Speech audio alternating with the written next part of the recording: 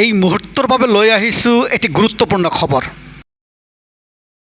Attention Assam চৰকাৰ, attention কৃষি মন্ত্ৰী। বিক্ৰী কৰিব পৰা নাই মৰাপাট, হতাশাগ্ৰস্ত কৃষক।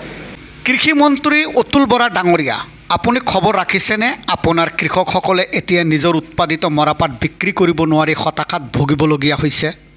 অসম বংগ সীমান্তত মৰাপাট কঢ়িয়াই অনা বাহনসমূহ বেংগলত সোমাবলৈ নিদিয়াক লৈ হাহাকাৰ লাগিছে কৃষকসকলৰ লগতে মৰাপাট ব্যৱসায়ীসকলৰ মাজত। ধুবুৰী জিলাৰ চাপৰৰ বৃহৎ অঞ্চলৰ কৃষকসকলে নিজৰ উৎপাদিত সামগ্ৰীসমূহ বজাৰত বিক্ৰী কৰিবলৈ লৈ আহে যদিও ব্যৱসায়ীসকলে মৰাপাটসমূহ ক্ৰয় নকৰে, যাৰ ফলত কৃষকসকলে মূৰে কপালে হাত দিব লগা হৈছে।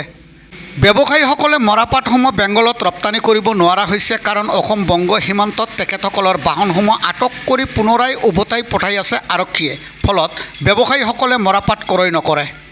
অসম চৰকাৰ তথা কৃষি মন্ত্ৰীক বাহনসমূহ বেংগলত যাবলৈ অসুবিধা নকৰি কৃষকসকলক সকাহ দিবলৈ অনুৰোধ জনাইছে কৃষকসকলে।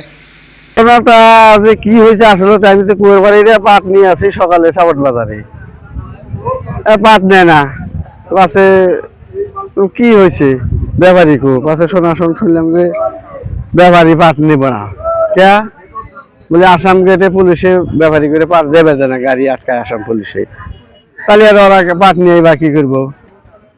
পরে শুনলাম আমরা তো কৃষক মানুষ মরাপাট আবাদ করছি, বেচমু, খরচপাতি করমু, হয়তো কেউ কারো বেটির বিয়া বাড়ছে, কারো হয়তো বেটার বিয়া, কারো হয়তো কৃষক মানুষের নানান ধরনের সমস্যা, সার পানি নেওয়া লাগে, কামলা পয়সা দেওয়া লাগে, এই বেচাইতেছি না।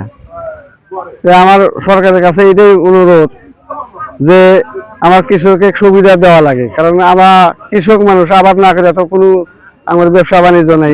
কি হয়েছে মানে আমার ধুবুৰী ডিস্ট্ৰিক্টৰ চাপৰ অন্তৰ্গত চাপৰ বাজাৰত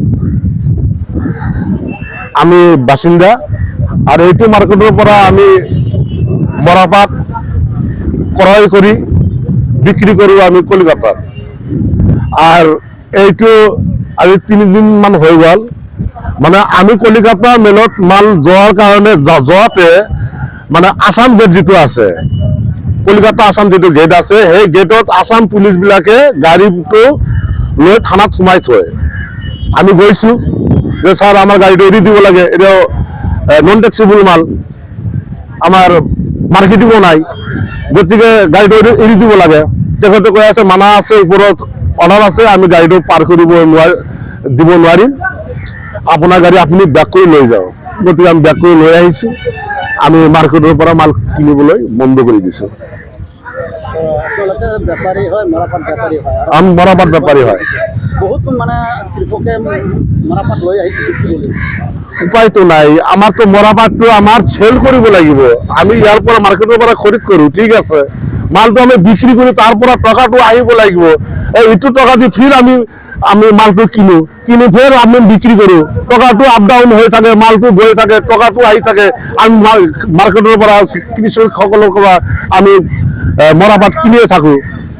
গতিকে এইটো মাল যদি তাত আমি বিক্ৰি কৰিব নোৱাৰো, আমি তো হাতত তেনেকুৱা টকা নাই যে আমি এইটো মাল কিনিয়েই থাকিম, আমি তো তেনেকুৱা টকা নহয়, আমি সৰু এটা বেপাৰী, ইয়াৰ পৰা খৰিদ কৰি মাল আমি গাড়ী লোড কৰি বিক্ৰি কৰি দিওঁ, তাৰ পৰা টকা হয় আকৌ আমি কিনি লওঁ।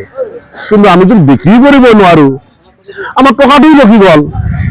এইটো পৰিস্থিতিৰ কাৰণে আমি আজি চাপৰ মাৰ্কেটেৰ পৰা মাল কিনিব পৰা নাই।